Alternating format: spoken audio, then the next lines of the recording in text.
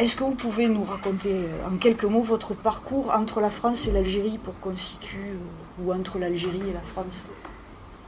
Alors, il y a un parcours en bateau d'abord que j'ai effectué lorsque j'avais 6 mois et dont je n'ai éventuellement aucun souvenir.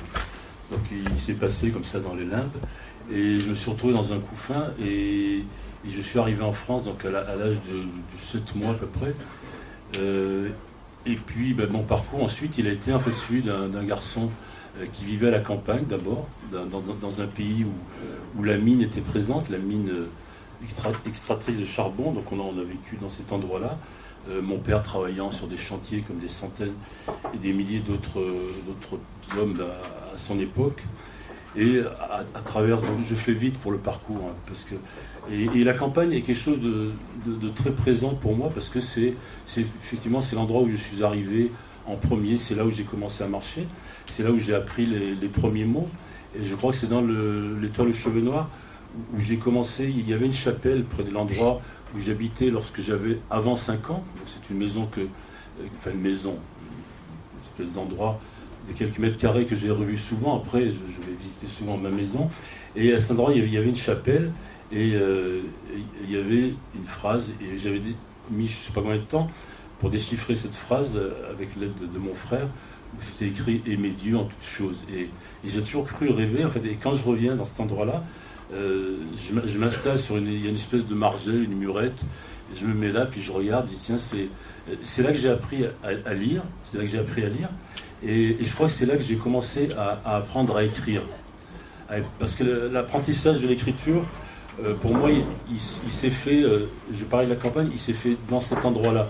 C'est-à-dire que moi, j'ai besoin d'avoir des montagnes sous les yeux, d'avoir une rivière, d'avoir le son d'un ruisseau en bas d'un chemin. Et mon parcours, en fait, il a commencé à cet endroit-là. Et il a continué après, mais là, ce serait long, comme je suis rentré en carte vermeille maintenant. Et ce qui nous permet de voir arriver la jeunesse triomphante dans la dernière ligne droite. Voilà. Je voulais simplement vous demander, avant de continuer, de nous raconter rapidement votre trajet entre la France et l'Algérie.